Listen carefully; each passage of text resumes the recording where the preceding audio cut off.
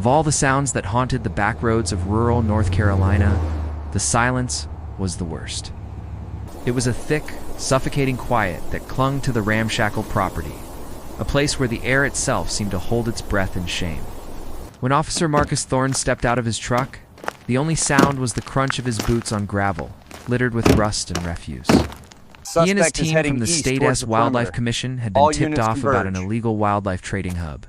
The raid was swift and grim. They found animals in conditions that turned the stomach, but it was in the farthest, darkest corner of a dilapidated barn that they found the two bobcats. The cage was a small, rusted tomb. In the back, a female bobcat was crouched so low she seemed part of the shadows. Her fur was matted with grime, and her body was a taut wire of fear, trembling with a tremor so deep it seemed to come from the very marrow of her bones. But it was her eyes that stopped Thorne in his tracks. They were hollowed out, vacant with a despair so profound it felt ancient. Tucked beneath her was a single kitten, a tiny spotted scrap of life, its eyes barely open. The remains of two other kittens that hadn't survived lay nearby. This mother had watched her babies die, and the light had gone out of her. When they carefully opened the cage door, she simply pressed herself harder against the back wall, a silent, shaking portrait of utter brokenness. She offered no resistance to the transport. Her body was limp with trauma. She had given up.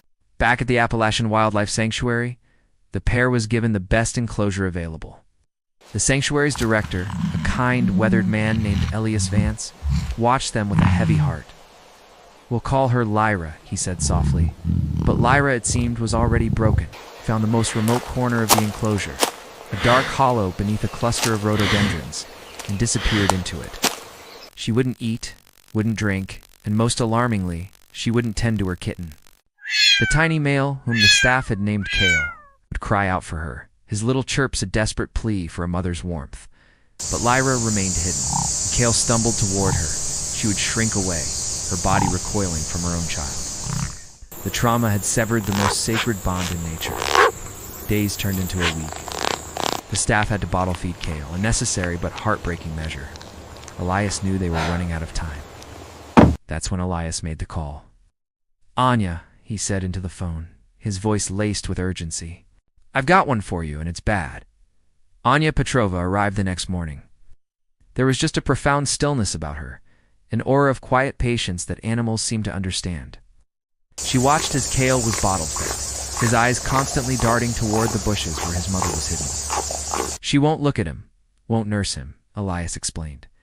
"I'm afraid we're going to lose them both in different ways." Anya stood there for a long time. She saw the invisible wall of fear that Lyra had built. "I have an idea," she said finally. "It's unconventional. It might not work. But we have to try something different." The next morning, Anya entered the enclosure alone. She carried only a single large, soft blue blanket. She walked to the center of the grassy clearing, spread the blanket on the grass, lay down on her side, and waited. She did not look toward the bushes. She simply lay there, a quiet, non-threatening presence. She did this for 3 days.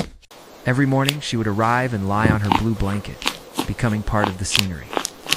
Lyra remained hidden. On the 4th day, as Anya lay perfectly still, she saw a flicker of movement from the edge of the thickets. It was Kale. Emboldened by growing strength, his curiosity was beginning to outweigh his fear. He took a hesitant step, his movements a comical mixture of a predator's stalk and a toddler's wobble. He was drawn to the island of blue in the sea of green. He circled her once, his little nose twitching, and he patted directly onto the blanket. He walked right up to Anya's chest, kneaded his tiny paws into her shirt, and curled into a perfect purring ball right over her heart. The sound of his purr, a miniature engine of contentment, was the most beautiful sound she had ever heard. She stayed completely still, focused on the precious weight in her arms.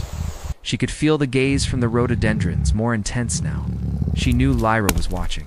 For the next several days, this became their ritual. Anya would arrive, and Kale would trot out to greet her, climbing onto her chest for a long, purring nap. He saw her as a source of warmth and comfort, a surrogate mother. On the 9th day, Anya noticed the eyes in the bushes were no longer just watching, they were observing. Lyra's head was lifted slightly, her ears swiveling, tracking every move her kitten made. She was studying the impossible sight of her baby sleeping peacefully in the arms of a human. On the 12th day it happened. The Bobcat Kale was asleep on Anya's solitary chest. and nocturnal The air was warm hunter, and still. preferring Suddenly the to grass stalk rustled. its prey Lyra under emerged. the cover of dark. Her movements were slow, deliberate. She stopped about 20 feet away, a silent, tawny statue. She stared at Anya and at the kitten nestled in her arms. The air grew thick with an assessment, a test. Anya kept her own eyes soft, her gaze indirect. She felt the tiny warm weight of Kale on her chest, a bridge between two worlds. Then Anya felt a shift. Slowly, she turned her head. Lyra was standing just a few feet away. She looked from Anya's face to the sleeping kitten and back again. Her eyes, once hollow, now held something ancient and profound. Recognition. Lyra held her gaze for a long moment, then turned and melted back into the shadows. Anya finally let out a breath, her eyes filling with tears. It was the breakthrough she had prayed for. The next day, when Anya laid out her blanket, she also placed a small bowl of fresh raw chicken a few yards away. As before, Kale came for his cuddle. An hour later, Lyra emerged. She ignored Anya, focused entirely on the bowl. After a long, tense moment, she crept forward, and for the first time since her rescue, she ate. It was a monumental victory. From that day on, the wall of trauma began to crumble. Lyra started coming out more often, watching as Kale played on and around Anya. One afternoon, after Kale had tired himself out and fallen asleep on Anya's lap, Lyra walked over to him. She bent her head and gave Kale a long, rough lick on the top of his head, then another. Kale stirred, woke up, and looked at his mother. In response, Lyra lay down beside him, curling her body around his, and began to groom him with earnest, loving licks. Anya sat perfectly still, a silent witness to a miracle. The severed bond was reattaching, stitch by fragile stitch. Weeks turned into 2 months. Lyra's coat grew thick and healthy. Her body filled out, and the light fully returned to her eyes.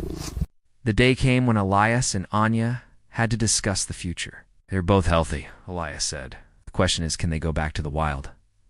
Anya watched them, her heart full. She said.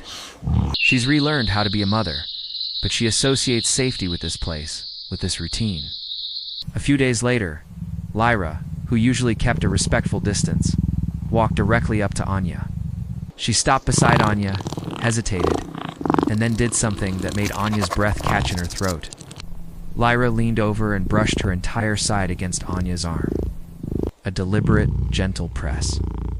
It was a profound statement of trust. Then, she lay down in the grass between Anya and Kale, a guardian and a companion, and closed her eyes. In that moment, the decision was made. They would stay.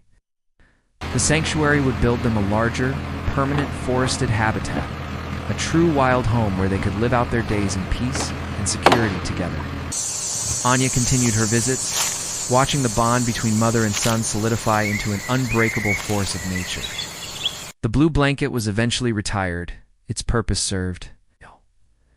But Anya knew that its threads were woven into the story of this family, a story of how a quiet presence, a child's trust, and a mother's enduring love could heal even the deepest of wounds.